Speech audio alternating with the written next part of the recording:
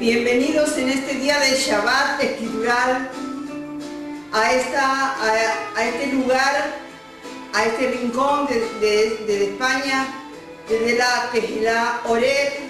Tengan un Shabbat Shalom todos mis amados Ajim, en cualquier lugar donde usted esté, donde usted se encuentre.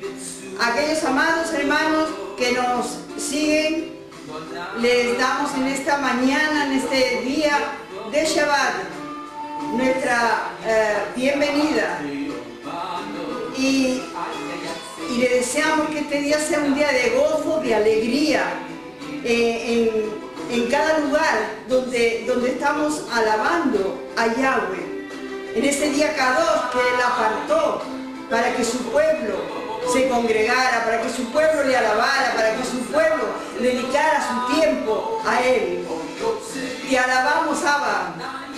Como dice esta alabanza que tenemos oyendo al fondo, alza tus ojos y mira, porque yo también traeré a tus hijos y a tus hijas. Baruch Hashem Yahweh, te alabamos y te bendecimos en esta hora. Bendito sea tu nombre. Bendito sea tu nombre. Toda Rabá vino por permitirnos llegar hasta este día. Toda Rabá por permitirnos levantarnos, ponernos en pie y poder declarar el más grande de mandamientos. Shema Israel, Yahweh Eloheinu, Yahweh Echad. Escucha Israel, Yahweh tu Elohim, Yahweh uno es. Y amarás a Yahweh tu Elohim con todo tu corazón, con todo tu ser, con todos tus recursos. Y estas palabras que yo te estoy dando hoy, las guardarás en tu corazón y las enseñarás cuidadosamente a tus hijos, estando sentado en tu casa y al andar por el camino, al acostarte y al levantarte. Átalas en tu barco como señal y ponlas como frontales entre tus ojos. Escríbela en los postes de tu casa y en los dinteles de tus puertas. Beshem Yeshua HaMashiach, en Melech Israel. Amén. Amén y amén. Shabbat Shalom, mis amados, en esta mañana.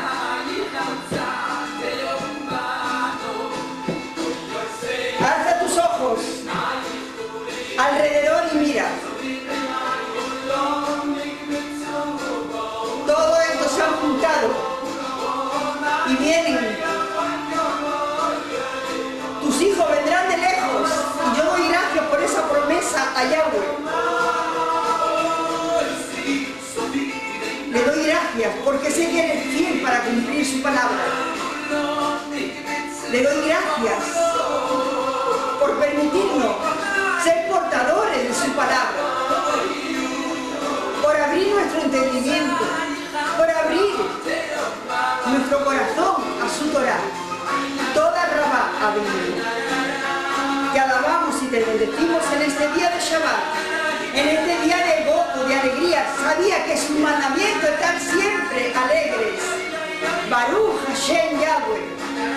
No importa por dónde usted esté pasando, no importa cuál sea su circunstancia, pero en este día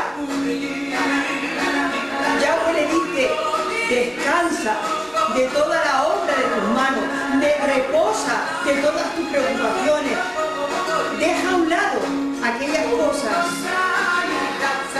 que son el día a día de nuestra vida. Alza tus ojos y mira. Mira, todos estos se han juntado para venir contigo.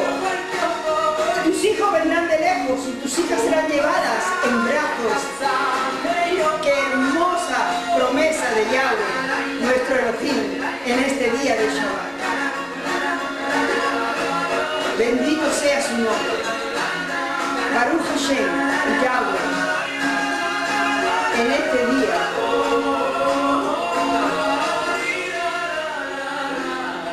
Aleluya, aleluya, te alabamos, te bendecimos. En este día de Shabbat vamos a dar lectura a la Parashá Vayigash, y se acercó. Seguimos con la historia de Yosef. Y la Parashá de hoy se encuentra en la porción de la Torá de Bereshit 44, del 18 hasta el 47, 27. En la porción de los Neviim, de los profetas, en Yehezkel, Ezequiel 37, 15 al 28. Y la porción de la Brit Hadashah, Maaseh Shlechem 7, del 9 al 16. En esta mañana, hermanos, vamos a estar dando lectura a la porción de la Brit Hadashah, a la porción correspondiente que tiene que ver, que está relacionada con esta Parashá de Vayigash. No sin antes bendecir a nuestro Abacados y decimos: Baruch atah Yahweh Eloheinu melech haolam asher bahar banu mikol ha'amim ונתן לנו את תורתו, ברוך אתה יהוה נותן תורה בשם ישוע המשיח מלך ישראל. Amén, amén y amén. Hechos 7, a partir del verso Pasuk 9, que dice así: Ahora bien, los patriarcas tuvieron celos de Yosef y lo vendieron para esclavitud en Misrayim, pero Yahweh estaba con él.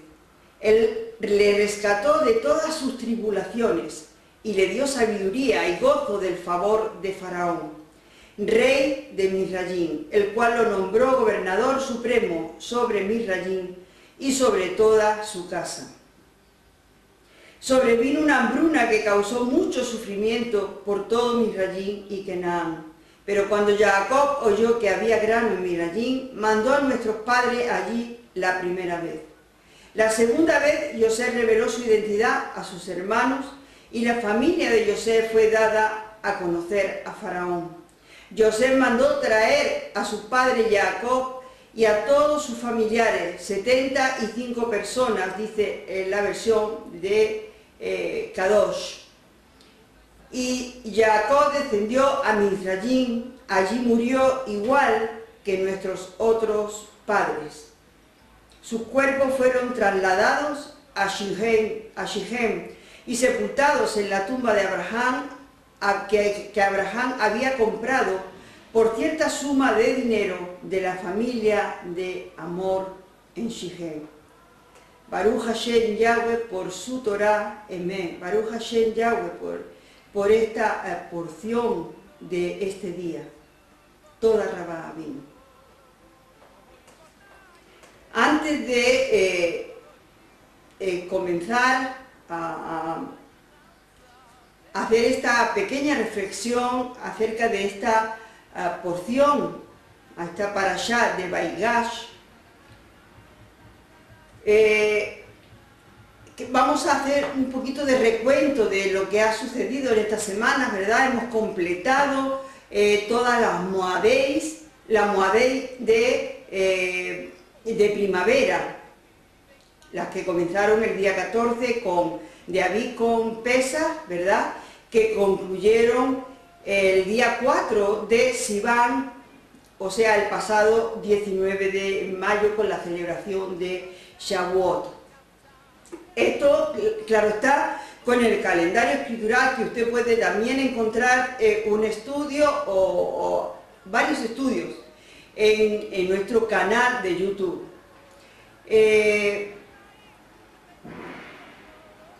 Ahora es como comenzar de nuevo, desde cero.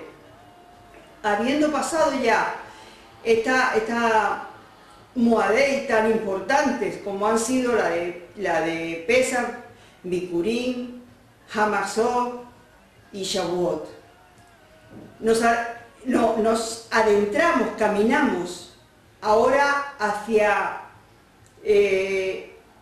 aquellas Moadei que proféticamente no se han cumplido. Recordemos que estas que hemos dejado atrás, las primeras de este nuevo año, que comenzó el día 1 de abril, están relacionadas con la primera venida del Mashiach. Nos encaminamos hacia las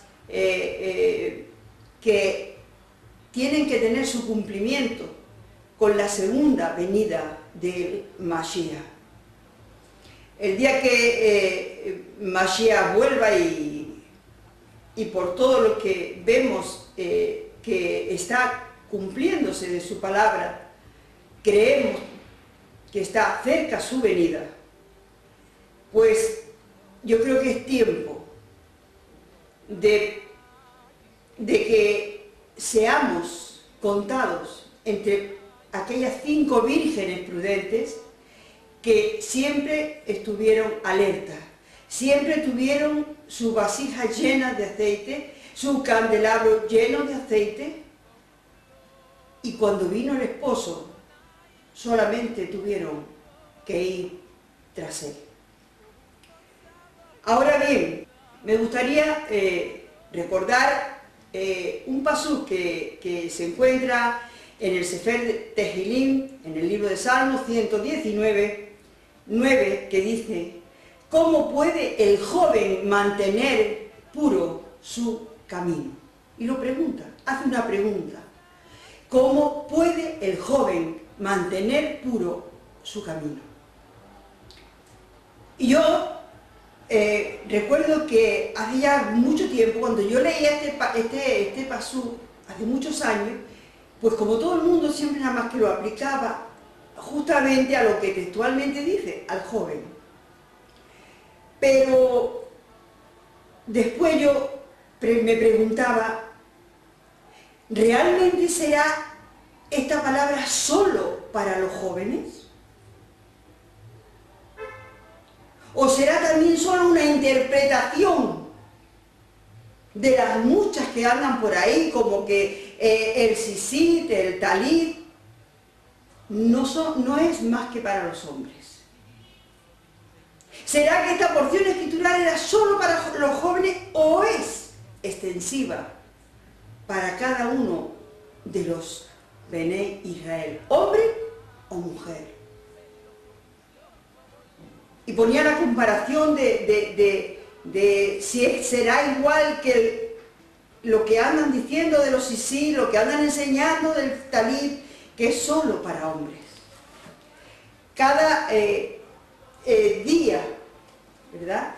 Yo siempre me pongo este talit, mi talit, pero que el talit es como, por eso vengo, esto es como un pañuelo, es como un manto, pero el manto sin sisí no es nada.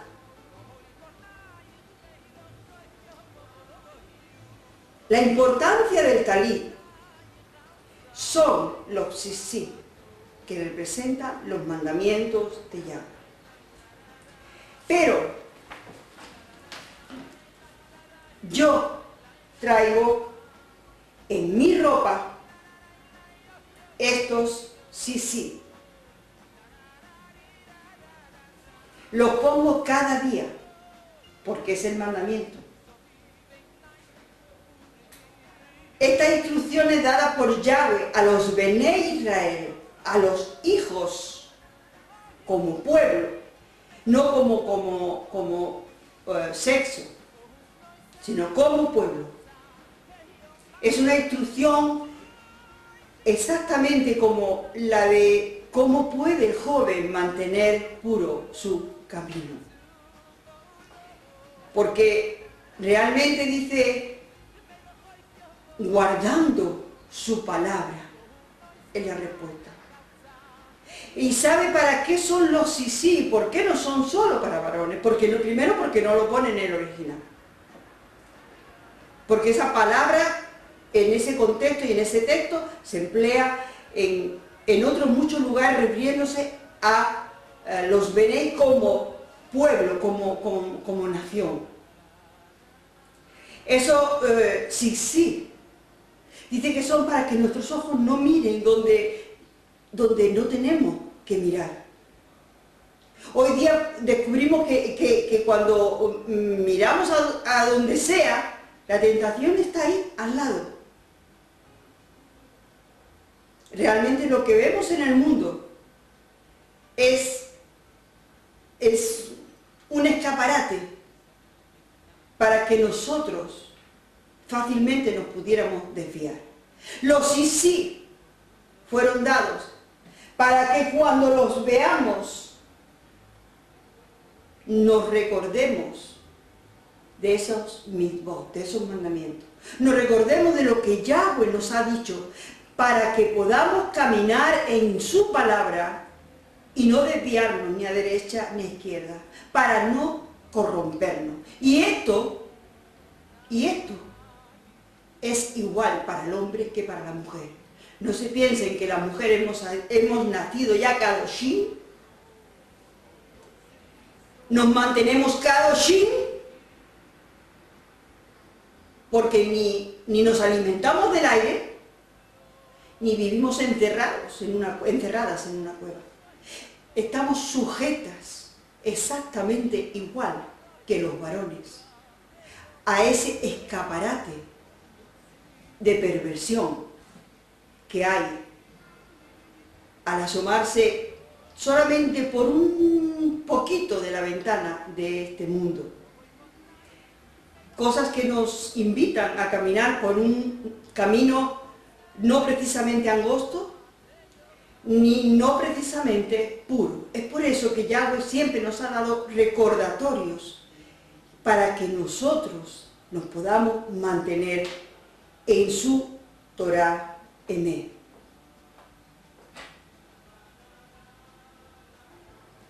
¿Realmente será esta palabra solo para los jóvenes? Ahora bien, el hombre no ha sido creado para caminar solo, porque dice la palabra que si uno camina solo, cuando cae, ¿quién lo levantará? Y quiero darle una aplicación práctica a esta palabra. Es cierto que son dos mejor que uno. Es cierto que desde el principio dijo Yahweh que el hombre no era bueno que estuviera solo. Y también es cierto que Yahweh no habló a una persona, sino habló a toda la congregación de Israel. Por eso les decía que el hombre no ha sido creado ni para caminar solo, ni para vivir solo. Necesitamos lo uno del otro para poder levantarnos si un día caemos. Como Kehilá nos sucede exactamente lo mismo. Nunca va a estar formada una Kehilá por un miembro, porque ya en lo natural sabemos que un cuerpo lo forman diversos miembros y cada uno con una función. En la Brit Hadashá nos encontramos con que la palabra nos enseña que en una cajal, para que esté sana y correctamente edificada o vaya edificándose, es necesario que haya Shlichim, enviados, Neviim, profetas, Morim, maestros, Roim, pastores y proclamadores de la Besorá, de las buenas noticias, al cual malamente se ha llamado evangelista, pero esa palabra evangelio o evangelista en hebreo no se contempla, y lo puede usted ver en versiones como la Kadosh Israel, la israelita, la versión nazarena, la Brit Hadashá, Arca de Fernández, Código Real, la Brit Hadashá, edición del nombre verdadero, etcétera, etcétera. Y yo quiero dar lectura a una porción de Efesios 4, a partir del verso 2, que dice: con toda humildad y mansedumbre, con paciencia, sosteniéndose el uno al otro en ahabá, amor, estando ansiosos de guardar la unidad, el rúa, en el vínculo de Shalom. Hay un cuerpo y un rúa, así como también son llamados a una tikvá, refiriéndose a una misma esperanza de su llamado. Un Adón Yahweh, una emuná y una mitvá, inmersión.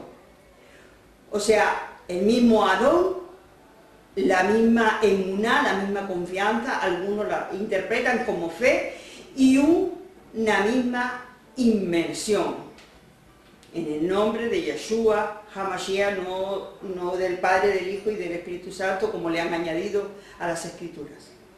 Dice, sigamos leyendo en el verso 4-6, un Elohim y Abba, un Elohim y Abba, de todos nosotros, quien está sobre todos y a través de todos nosotros y en todos ustedes. Pero a cada uno de nosotros nos es dado el favor inmerecido, de acuerdo a la medida del don del Mashiach. Por eso dice, cuando Él ascendió a lo alto, Él condujo cautiva a la cautividad y dio dones espirituales a los hombres. Ahora que Él ha ascendido, ¿qué es? Sino que Él también descendió primero a las partes más bajas de la tierra. El que descendió es el mismo que también ascendió arriba por sobre todos los Shamayim, los cielos, para llenar todas las cosas.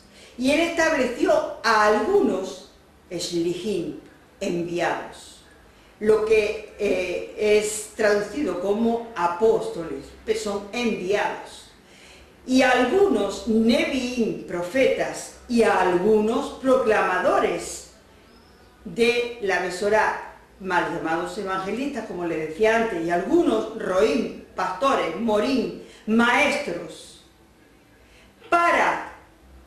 Imagínense cómo se ha construido una quejilá, para el perfeccionamiento de la abodá, del servicio a Yahweh, para la reedificación del cuerpo del Mashiach, hasta que todos nosotros vengamos a la unidad de la emuná nacional y al pleno conocimiento, dat, en hebreo, del Hijo de Yahweh, a un hombre maduro y perfecto, conforme a la misma medida y a la misma estatura de la plenitud del Mashiach, que el Mashiach tiene en sí mismo.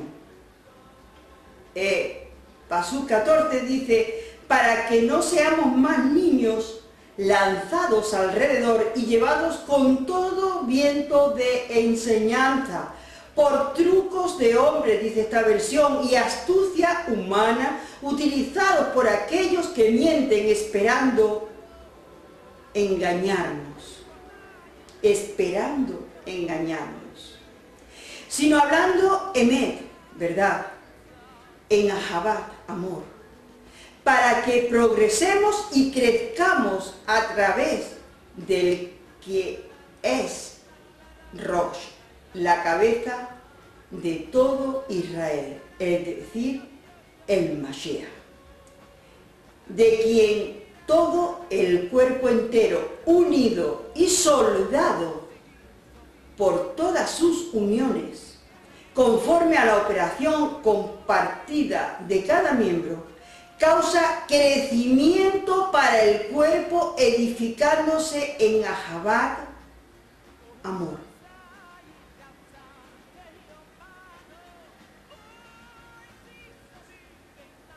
Amados, si hemos comprendido todo lo que dice en esta porción de Efesios, entonces quiero explicar, sobre todo para aquellos que están llegando nuevos, los que no lo son, esta porción de Efesios debería de hacernos reflexionar a todos. Pero para los que son nuevos, quiero darle esa explicación de la palabra parashá, Hashavua, o porción de la semana. Y le digo por causa y ahabat, amor de aquellos que se acaban de incorporar a las raíces hebreas de nuestra emuná. A los cuales, por cierto, les quiero enviar unas palabras de ánimo para que,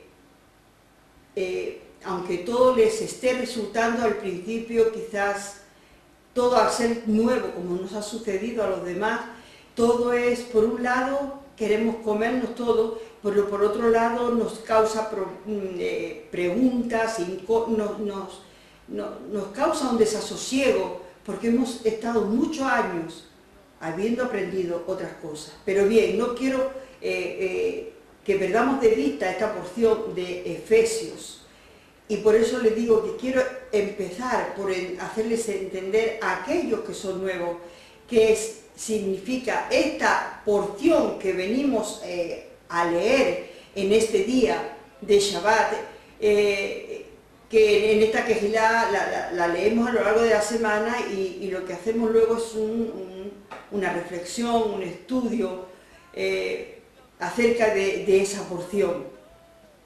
Bien, la palabra parashá se contempla como exposición, noticia, relato, y viene de una raíz primaria que significa separar, literalmente dispersar o figurativamente especificar. También declarar, esparcir. En una palabra, la parashá es la exposición o el relato específico que declara y esparce, en este caso, la Dabar, la Torá, Emet de Yahweh. O sea que parashá ha-shavua sería el relato semanal expuesto de la Torá de Yahweh. Ahora bien, ¿por qué leemos un relato específico cada semana? Porque además de ser seres individuales, porque si no hubiera dejado Yahweh a Adán solo, ¿verdad? Y no hubiera dicho aquello de que no es bueno que el hombre esté solo, que solamente lo interpretamos a nivel matrimonial, pero en el mundo existimos personas, muchísima gente que está soltera, otros que se quedan viudos, otros pero hay mucha gente soltera, sola, ¿sí? No es solamente que el hombre tenga que estar casado, pero no es bueno que el hombre esté solo. No es bueno que un niño no va a vivir solo. Por eso les decía que esta palabra de Efesios nos declara que esto es para que esto que ha mandado esta formación, este orden dentro de la Kehilá, de que haya enviados, de que haya maestros, de que haya pastores, de que haya aquellos que declaran la Besorá, las buenas noticias, son para la buena edificación del cuerpo. Por tanto, nosotros como pueblo, como comunidad, como Cajal, como Kehilá, tenemos que trabajar y estar de acuerdo en todo lo que sea para edificación del cuerpo. Yahweh no no solo leemos en la Torá que ha puesto responsables, ¿verdad?, que velan por el buen desarrollo del pueblo. Yahweh también ha puesto responsables que velan por el buen desarrollo del pueblo. En lo privado, no solo leemos la Torá, sino que es una mitzvah el hacerlo, el escudriñar, pero como cuerpo nos nutrimos también en sintonía, en armonía con un funcionamiento ya pensado ordenadamente por nuestro Mashiach, unos enseñando, los llamados por Yahweh para este fin, y todos aprendiendo en humildad y mansedumbre, para que dejemos de ser ya niños zarandeados por las olas y llevados a donde quiera por todo viento de doctrina, por estratagema de hombres que para engañar emplean con astucia las artimañas del error. O sea, para que lo podamos entender, la congregación en la que Yahweh pensó, la que Yahweh formó, ya en el desierto,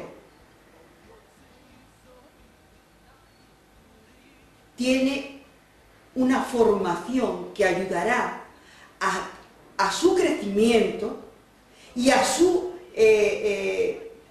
perfecto funcionamiento en sanidad.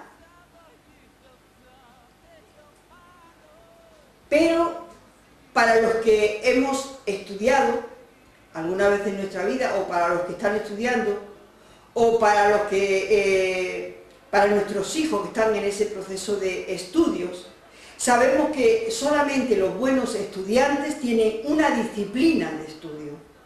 Siempre en el mismo lugar, a la misma hora, por nombrar alguna de esas disciplinas, ¿verdad? Aquel joven que usted vea que hoy se sienta aquí, se sienta en su habitación, mañana se sienta en el salón, al otro se sienta en cualquier lugar y a cualquier hora nunca es alguien indisciplinado y lógicamente si llega a algún lugar va a ser con mucha dificultad. Pues como cuerpo del Mashiach, como Kehilá israelita, debemos de dar ejemplo de esa disciplina. Y en el estudio de la Torá, esta disciplina, hermanos, es imprescindible. Las parashot comienzan en Bereshit, en el principio, y semana tras semana tienen una continuidad las historias, los relatos, los sucesos. De esta manera todo va tomando sentido y vamos pudiendo comprender el mensaje que Yahweh ha dado a su pueblo, la instrucción que Yahweh ha dado a su pueblo y que la dio a Moshe para que él la transmitiera al pueblo. Ahora bien, ¿qué sentido tendría si la intención del relato de la parashá semanal, qué sentido tendría? Si por ejemplo nosotros leemos hoy Bereshit 1, la primera parashá de la Torá, la parashá de Bereshit, comenzamos a leer la primera porción y nos fuéramos hasta la 47, hasta Bereshit 47. ¿Qué conclusión puede sacar un neófito, alguien nuevo? ¿Cómo madurará esa persona nueva? ¿Qué puede pensar en ese desorden, en no seguimiento, no continuidad de la historia? Mire, cuando fuimos por primera vez a una escuela, lo primero que aprendimos fue pues el abecedario, ¿no? A, B, C, D. Luego nos fueron conformando sílabas, después palabras, y todo eso en un orden, a ese orden se fueron añadiendo los copiados, los dictados, las lecturas, las redacciones. ¿Para qué? Para que pudiéramos llegar a tener una buena comprensión de la enseñanza. Igualmente en el área de las matemáticas y otras materias. Pero si cada uno quisiera aprender lo que quiere, cuándo quiere y cómo quiere, tendrá que ser fuera de la metodología y orden de ese centro de estudios, ¿verdad? Usted no puede llegar a un colegio, a un instituto, a una universidad y tomar lo que a usted le parezca, hacer lo que a usted le parezca y lo que le dé la gana, porque en todo lugar va a haber un orden. Ese orden tiene una continuidad que le va llevando paso tras paso desde el principio hasta el final. Y Yahweh se ve que puso a alguien en su corazón una metodología para que fuéramos adentrándonos cada vez más y mejor en su Torá. Entonces le queremos dar gracias a nuestro Abba porque alguien se preocupó por estudiar el cómo hacerlo, donde todos podamos ser ejad en un estudio semanal. Usted tiene y debe todos los días, por supuesto, estudiar Torá en su casa. Pero como pueblo, el brazo no va a ir a ningún sitio solo, ni la pierna por otro lado, sino en ejad.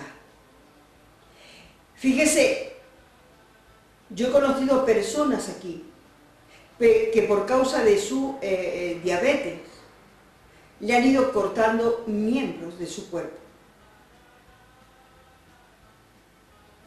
Y cuando el cuerpo es mutilado, queda tan inútil que ahora sí o sí depende de otros. Para que lo laven, para que lo levanten, porque ya no tiene piernas, algunos tienen manos, algunos tienen brazos. Vale. Dependen de otros. Y ahora sí o sí le harán las cosas como puedan, como sepan o como tengan que ser, y quizás no tal vez como a él le gustaban o a esa persona le gustaban anteriormente. Nadie, ni el ojo, ni la mano, ni el brazo, dice la Brija de allá, que pueden ir cada uno por su lugar. Para los que defienden la postura de no hacer nada, que no sea una mitzvah, un mandamiento escrito, tengo que decir lo que un pastor y buen maestro que tuve hace muchísimos años, ante la pregunta de un hermano que le dijo, dígame dónde pone en la Biblia que yo no puedo fumar. Entonces, este pastor evangélico le respondió a este hermano que se leyera la carta de Gálatas 5, donde encontraría un montón, un listado grande de las obras de la carne. Usted lo puede buscar y leer en su casa, ¿verdad? Dice, pero como todas las cosas no fueron escritas, porque si no, no hubiera habido libros suficientes, al final dice, da una coletilla en el verso 21 y dice, y cosas semejantes a estas. O sea, todo aquello que está en contra de lo que es el templo Kadosh de Yahweh, No hace falta que lo especifique. Hay gente, en las muchas variedades de las cosas que se discuten, no se cubren las mujeres la cabeza. Pero Shaul dijo que lo hicieran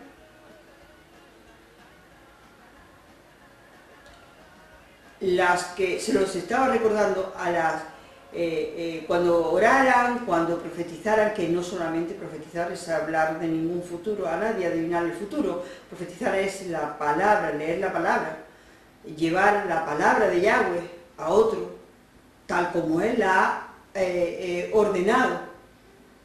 Entonces, él dice en esa porción que la mujer se cubra. Pero entendemos, y eso no tenía que estar escrito, como no está escrito no fumar, no tomarás marihuana, no tomarás cocaína, no... O sea, hay cosas que ni Shaul ni nadie tenía que llamar la atención a nadie, porque ya era un hecho, que era una práctica común. Las mujeres iban cubiertas y punto. Pero Pablo, de Corintio, está hablándole a gente que está incorporándose al pueblo Kadosh, que ha tenido toda la vida la Torá por enseñanza.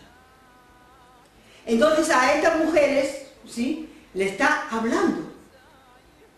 Alguien que ya iba cubierta, no tenía que decírselo. Y la mujer israelita ha ido cubierta. Pero sigamos en estas enseñanzas, ¿sí? Y recordemos esto, que no todo se lo va a encontrar usted escrito en la Torá, textualmente.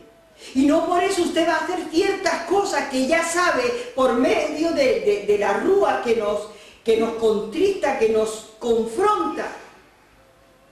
¿Qué es lo que tenemos y lo que no tenemos que hacer? Creo que era fácil lo que decía aquel pastor. Y cosas semejantes a estas. Y por eso les digo que no todo está escrito explícitamente en la Torá, pero sí implícitamente en la buena comprensión de los mitzvot. Pero para eso tenemos que tener una metodología y entender las cosas, primero la primera y después la sexta, porque usted no puede empezar por la sexta sin haber sabido lo que dice en el principio. Por eso Bereshit está ahí, porque es el principio. Queremos saber lo que dice literalmente la Torá y ceñirnos a ella, y eso es imposible. En el Taná es nuestro instructivo, pero después está el desarrollo para la buena edificación del cuerpo. ¿Dónde estaba escrito, mi amado y amada hermanos, que los primeros seguidores del Mashiach, cuando él ascendió a los cielos, tenían que reunirse cada día en el templo, partir el pan en las casas, comer juntos, compartir lo que tenían? ¿En verdad?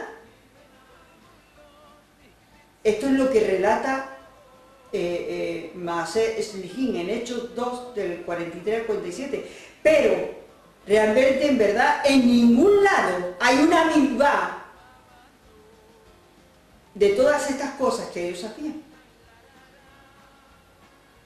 Pero aquella manera de vivir que ellos entendieron fue bendecida por Yahweh. Y mire cómo es esa bendición. Vamos a leer en Hechos 2, 46 y 47. Continuaban con llenura de emuná, de confianza, de fe, y con unidad de propósito. O sea, el unirse es con un propósito. Se reunían en el patio del templo diariamente, partían el pan en las casas, compartían sus comidas con alegría y sencillez de corazón, alabando a Yahweh y teniendo el respeto de todo el pueblo. Y día a día el Adón les añadía a ellos los que estaban siendo salvos. Día a día. El resultado de esa unidad como cajal, como congregación, como cuerpo, les llevó a tener una misma visión, un mismo sentir, una misma rúa. Por eso es que todo lo tenían en común, por eso es que sabían la necesidad el uno del otro, por eso no había por así decirlo, en esa unidad no había tapujos, todos iban en una misma dirección. Como resultado, Yahweh añadía los que estaban siendo salvos. Sabe que alrededor nuestro hay mucha gente que está oyendo la voz del pastor, pero que no sabe dónde reunirse, no sabe a dónde acudir. Y hoy esto lo estamos viviendo en el mundo mesiánico. Se quedan en su casita, aprenden estas cosas, se meten en internet, ¿sí? Pero nadie quiere compromiso. Esto es como los novios de hoy. Mejor se van a vivir juntos. Y cuando no me parezca, cojo mi maleta y me voy. Pero no quiero compromiso. Pero no hemos sido llamados así. No hemos sido llamados a ser unidad, sino a ser cajal, congregación, a ser cuerpo. Y el cuerpo, donde la cabeza es el Mashiach, está formado por diferentes miembros. Pero como les decía antes, si usted le quita los miembros al cuerpo, la mayoría mueren y otros se quedan dependientes de unos y de otros. Y ahora sí, dicho todo esto, para que, como les decía al principio, puedan entender los nuevos acerca de la necesidad primero de entender lo que es una parashá, porque está este orden establecido en la parashá, aunque al principio no hubiera ni capítulos, ni versos, ni nada de nada, pero todo alguien, Yahweh le puso en su corazón estructurar todo esto para que el pueblo caminara en unidad. Es más, nosotros recordamos, ¿verdad?, los problemas que tuvo Moshe cuando él quiso ir solo por la vida, llevando todo el peso del pueblo. Su suegro Yitro le dijo que no era bueno aquello, que tenía que ser levantar otras personas de confianza, de mucha confianza, de conocimiento, de lo mismo que él tenía, y que para que fueran llevando a aquellas personas, y no tuviera él que intervenir solamente en cosas muy grandes, ¿verdad? Pero esto lo podemos, si lo llevamos a esta porción de Efesios, es lo mismo. O sea, Yahweh ha levantado obreros, por así decir, para que estén al frente de aquellos que tenemos que ser todos enseñados. Bien, dicho esto, continuamos con esta parashá número 11 de Vaigá, que significa Él se acercó. Le voy a leer la porción de Bereshit primeramente 4:9, donde hay una pregunta que hace Caín, ¿verdad? Cuando mata a su hermano Abel, y Yahweh le pregunta. Entonces él le contesta con otra pregunta. Eso es muy normal en el pueblo de Israel. ¿Acaso soy yo el guardián de mi hermano? En esta respuesta, lo que uno entiende, o lo que uno ve que esta respuesta da testimonio de una falta de responsabilidad hacia su hermano. Hebel no solamente fue asesinado por su hermano, sino negado por su hermano. De unos hechos que eran evidentes, el cuerpo estaba ahí. Los primeros hermanos en la historia ya marcan un derrotero de desencuentros y de odio fraternal. Pero este no era el caso de los hermanos en los que nos está llevando este relato semanal. Este no es el caso de Yosef y de sus hermanos. Ani Yosef Ahijem, dice en el hebreo. Yo soy vuestro hermano Yosef. Bereshit 45, 4. Estas palabras de Yosef a sus hermanos marcan una reconciliación.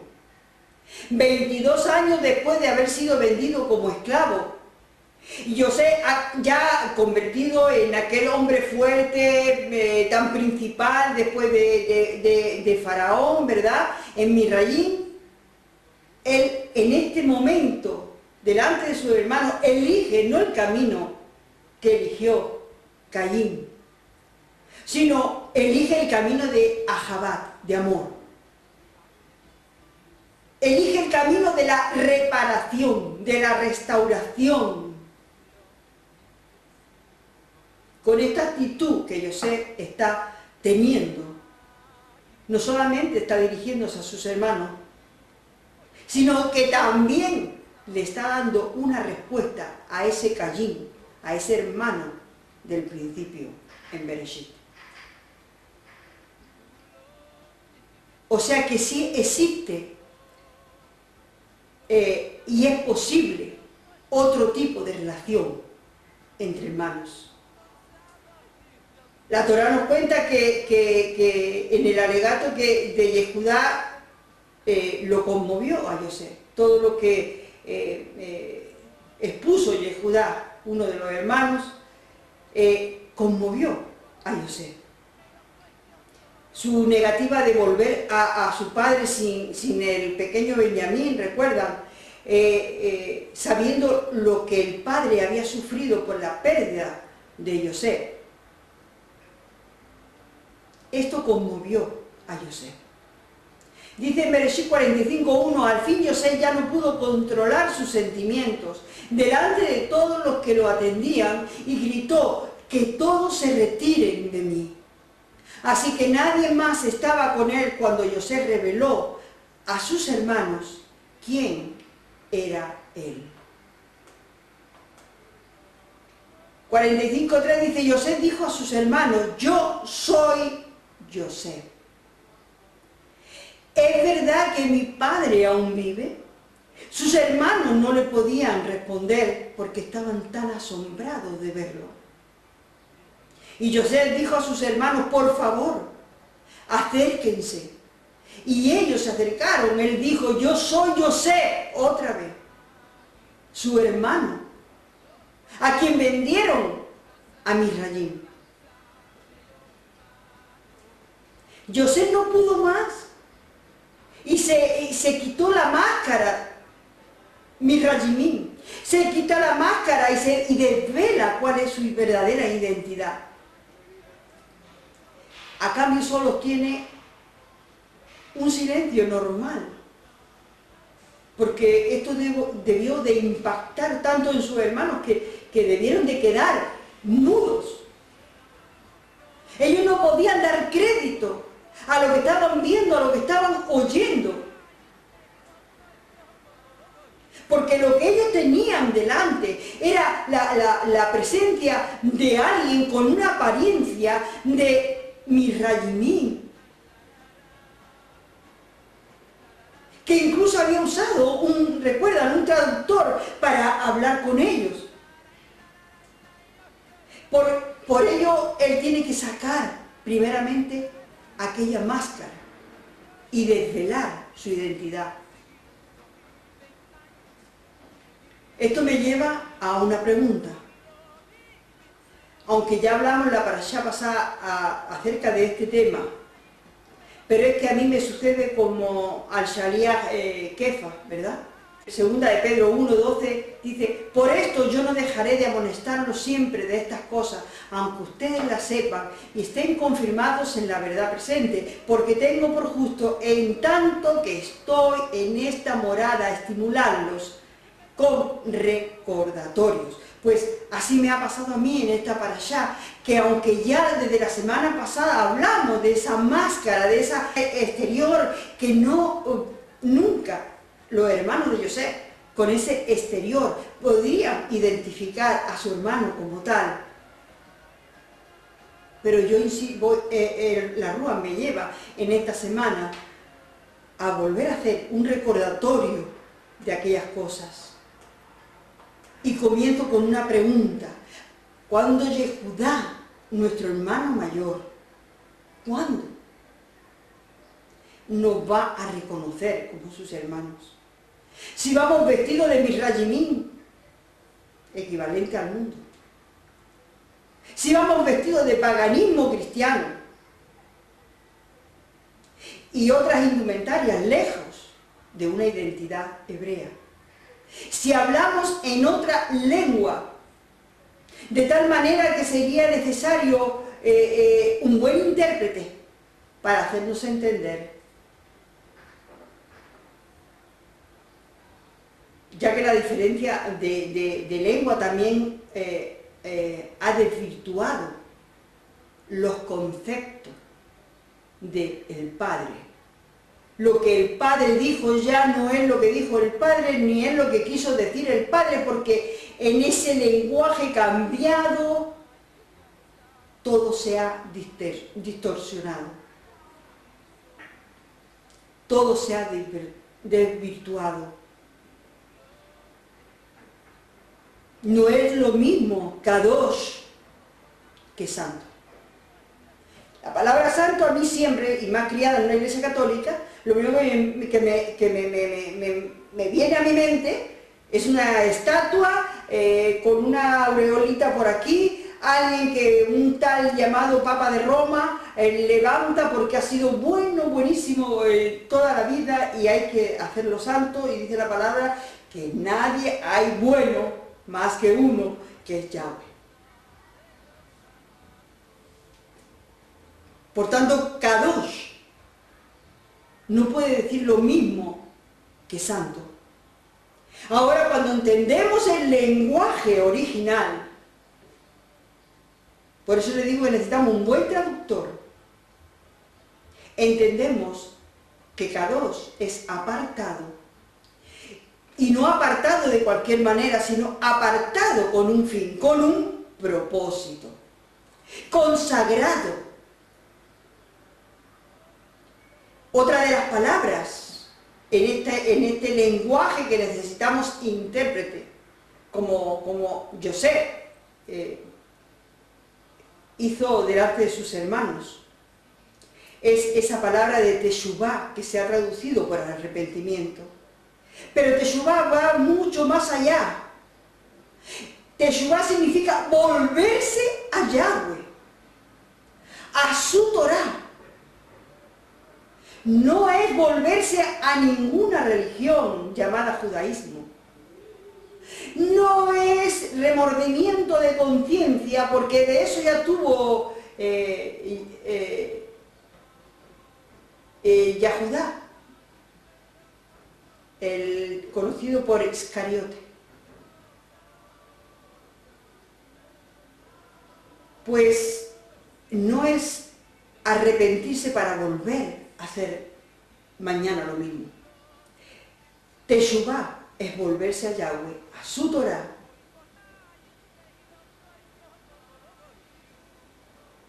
y hacer tevilá, que tampoco significa bautismo.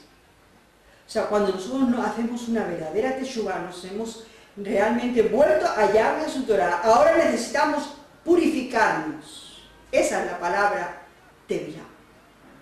Necesitamos lavar aquellas ropas. Necesitamos quitarnos aquella suciedad, aquellas cosas que tenemos que no nos hacen aptos para estar en la presencia de Yahweh. Y estos son solo unos ejemplos. Por eso no es lo mismo, no da lo mismo una cosa que otra. No da igual esto que aquello. No podemos pensar que porque José iba vestido de mundo, yo me tengo que vestir de la misma manera, de la misma forma, pues como a él lo bendijo, conmigo será igual. Pero déjame decirte que José fue primero esclavo y después siervo. Y por muy preeminente que fuera ante el pueblo, él no dejaba de ser un siervo de Faraón. Nosotros cuando hacemos teshuvá, o sea, cuando nos volvemos a Yahweh y a su Torá, hay una gran diferencia con lo que era José delante de Faraón. Nosotros ya no somos siervos de Faraón. Nuestras vestiduras externas e internas han de ser las que ya ha dejado escritas nuestro nuevo amo, Yahweh Sebaot. Ahora nuestro deber es para con Yahweh. Ya hemos salido de la esclavitud de Misrayim, de Egipto, del mundo, y ahora por medio de la sangre de su Hijo, del Mashiach, el Hijo de Elohim, somos libres de pecado, libres de mal, de un mal amo, pero esclavos de aquel que pagó a un alto precio nuestro rescate, Yeshua HaMashiach. Y ahora tenemos que hacer todo conforme Él hizo, vivir como Él vivió y sujetarnos al Padre en todo como Él se sujetó. Y por cierto y de pasada, quiero decirles que Yeshua también guardaba Shabbat, leía Shabbat, leía en Shabbat las Parashá, no comía cerdo, ni marisco, llevaba sipsí, aquellos a los que se agarró la mujer que llevaba tantos años enferma y fue sanada. Yeshua fue circuncidado, celebró cada Moad dada por su padre en sus tiempos correctos. Por eso, si usted estudia a ciencia, a conciencia la Parashá, la Brija Dashá, va a ver que hay ciertas cosas, connotaciones, que las hemos pasado tanto tiempo por alto. Pero él sí celebró cada Moad en sus tiempos correctos. Y vino a enseñar el nombre de su Padre y nuestro Padre Yahweh. Nunca fue cristiano, ni fundó ninguna religión llamada cristianismo, y llevó una vida ejemplar. Y siendo hombre se sujetó en todo al Padre. Es por eso hoy que podemos reconocer quién es. Él no va vestido de Misrayimim, de mundo, sino con ropas de Kedushá, a nadie. Pero continuemos en esta etapa de la vida de José. Pareciera ser que en ciertas situaciones, ¿verdad?, las palabras aisladas no alcanzan. Cuesta comprenderlas cuando no guardan relación con el contexto y son difíciles de asimilar. Cuando el oído manda señales al cerebro que difieren de las que brindan los otros sentidos. Por eso José insiste, acérquense a mí. Claro, no se iban a quedar anonadados sus hermanos, si no podían dar crédito a lo que estaban viendo. Él tuvo que insistir una vez más: acérquense a mí. Y los hermanos se acercan. Y en ese momento dice: yo soy José, vuestro hermano.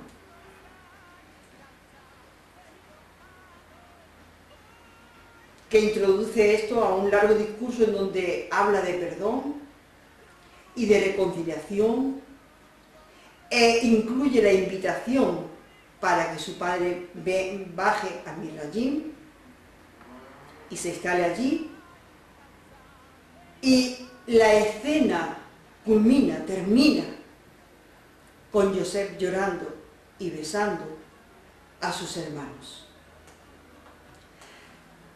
Al releer el relato podemos apreciar como la clave que cambia el clima de esta reunión es la solicitud de José para que sus hermanos se acerquen. El quedarse a solas con sus hermanos no fue suficiente. Incluso el llanto de José logró confundir a sus hermanos, pero no alcanzó para construir ese marco de intimidad que el momento requería. Fue ese acérquense lo que hizo que sus hermanos realmente tomaran la decisión de avanzar hacia José. Ese acérquense era la pieza que faltaba para terminar, para acomodar toda la imagen, para hacer posible el desenlace. Y me gusta pensar que en este profundo simbolismo que encierra este cuadro familiar, el perdón, la reconciliación, requieren de muchos factores y que a veces no son tan fáciles de alcanzar. Por eso, de ahí que a veces parece ser más fácil actuar como Caín que como José. Sin embargo, el punto crítico es la voluntad del ofendido. Ahí está la clave. Encontrar también las palabras que acompañen a los sentimientos para que sea posible una reconstrucción en armonía, para que deje de ser efectivo esos desencuentros. Ani José Ajijem. Yo soy José, vuestro hermano. Con coraje y decisión, José sale al encuentro de sus hermanos, despojándose de esa ira que tal vez él pudiera tener en algún momento, y avanzó hacia ellos dispuesto a perdonar. Mientras nosotros no nos coloquemos como José en esa posición frente a nuestros hermanos Yahudín, despojándonos de esa altanería, ¿verdad? Porque ellos no andan en Torá, sino en Talmud, por sus tradiciones, etcétera, etcétera, sin entender que a ellos les fue colocado un velo para nuestra salvación, como lo tuvieron los hermanos de José, de tal manera que no eran conscientes de lo que hacían, pero aquello Yahweh lo había permitido para salvación. El pueblo cristiano está en gran diferencia con el pueblo yahudí, porque el pueblo cristiano no tiene un velo. Le ha sido presentado al Mashiach, pero ellos, como el pueblo de Israel cuando Moshe subió a Oreb, no han querido esperar en el Mashiach Yahudí. Entonces se les presentó un becerro de oro, un cambio, algo que dice que es igual o similar a ese Mashiach Yahudí, pero que no lo es. El mundo cristiano no tiene velo, lo que tiene es mucha rebeldía, lo que tiene es mucha ignorancia y está tan acomodado que no le importa, ni tiene necesidad, ni quiere saber realmente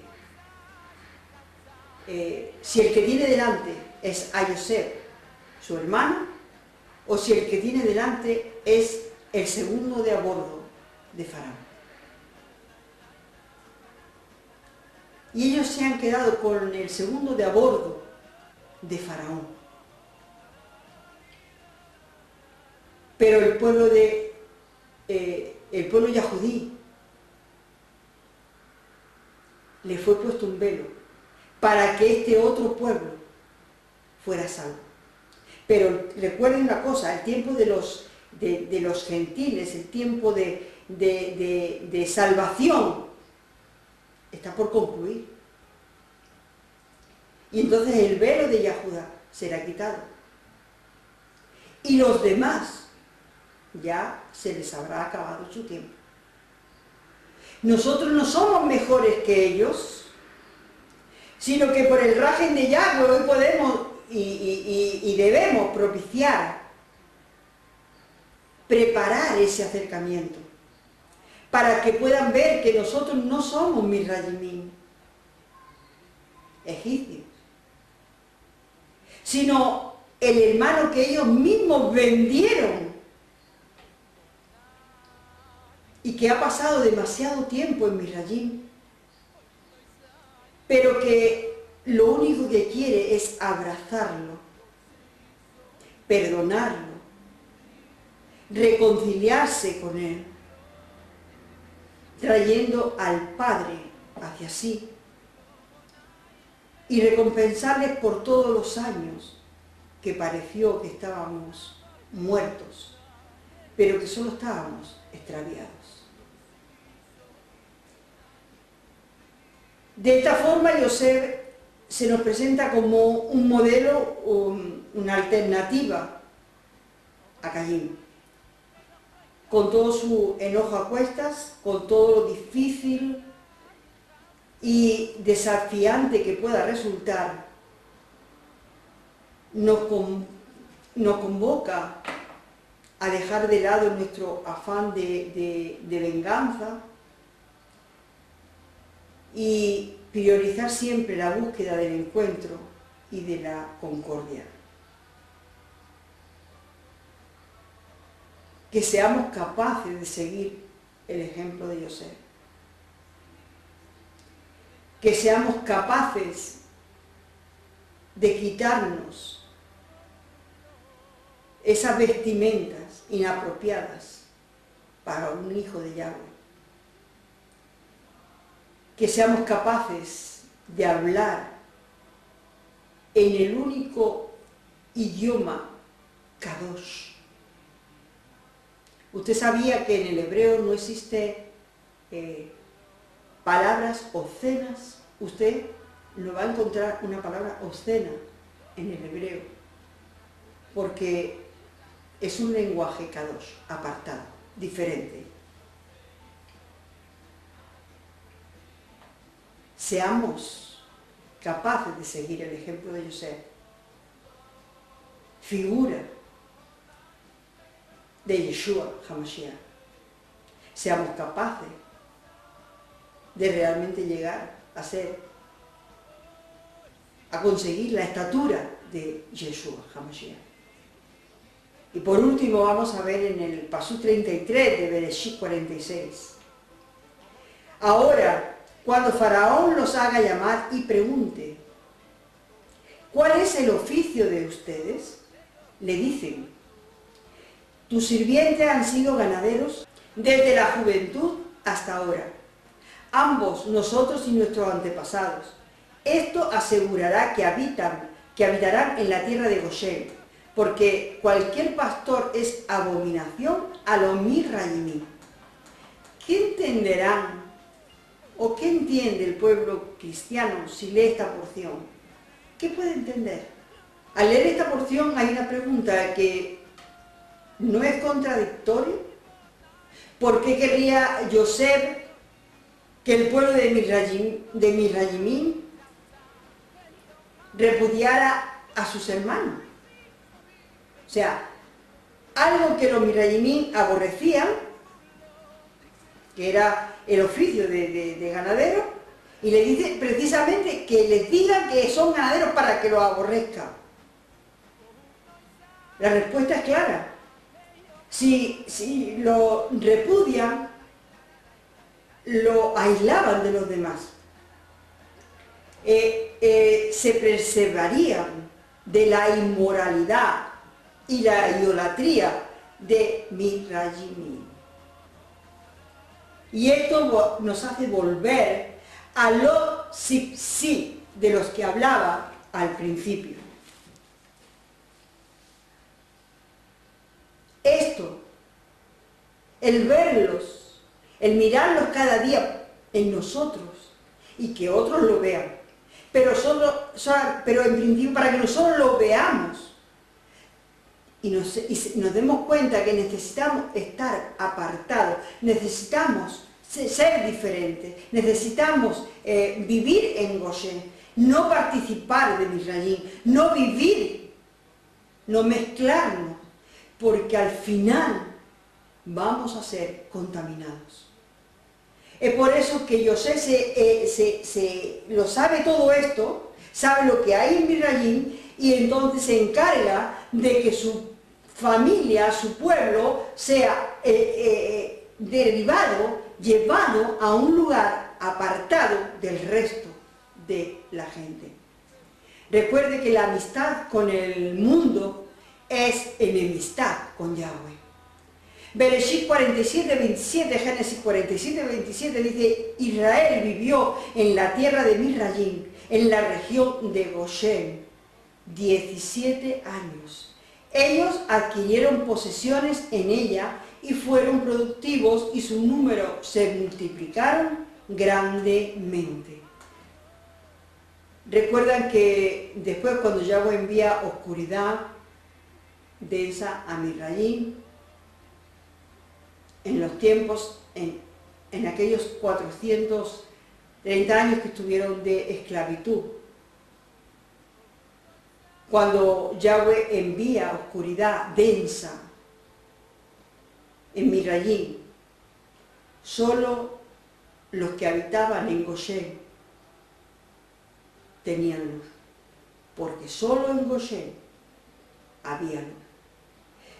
Solo los que hemos sido apartados, como José apartó de esta manera a su familia, a su pueblo, solo los que hemos sido apartados para el Mashiach, para vivir como él vivió, para caminar como él su manera de caminar por la tierra, para aquellos que realmente somos conscientes que somos diferentes,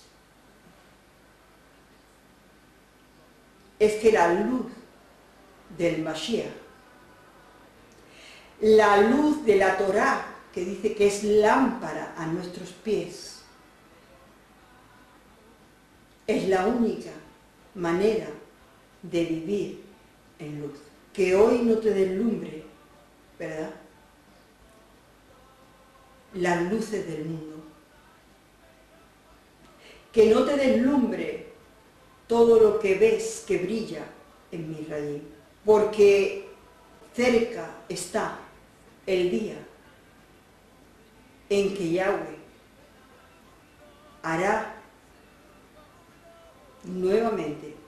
pondrá nuevamente oscuridad densa en ellos. Y la pregunta será, o sería en este momento, ¿dónde estarás tú en ese día de densa oscuridad? ¿En Misrayim, donde todo te deslumbró y te dejaste arrastrar? ¿O permanecerás en Goshen, en el lugar donde aún sus primogénitos, por la obediencia a Yahweh, fueron librados de la muerte al cubrir sus puertas, sus dinteles, con la sangre del Mashiach? Que Yahweh nos haga reflexionar sobre esta parashá de Vaigar. Él se acercó. Y que podamos oír la voz del Mashiach diciéndonos: acérquense, vengan a mí, que Misrayim sea solamente el lugar de donde se obtenga una provisión, pero no el lugar de donde se adquieran ni costumbres, ni tradiciones, ni mandamientos de hombres, que lo único que hacen es alejarnos de Goshen, donde hay luz, y acercarnos cada vez más a Misrayim. Baruch Hashem, Yahweh, en esta mañana, por su palabra Emet. Y bendecimos a nuestro pueblo en esta mañana y decimos: que Yahweh te bendiga y te guarde, que Yahweh haga resplandecer su rostro sobre ti y tenga de ti rajen, que Yahweh alce sobre ti su rostro y ponga en ti shalom. Y pondrán mi nombre sobre los hijos de Israel y yo los bendeciré. Shabbat shalom, mis amados, a todos aquellos que buscan, aquellos que realmente tienen hambre y sed de justicia. Solamente decirles que el que busca verdaderamente halla. El que busca de todo su corazón. Que Yahweh te bendiga y te guarde. Hasta que nos volvamos a ver. Les habló la Roa Débora de esta Kehilá, Oreb, en Málaga. Shabbat Shalom.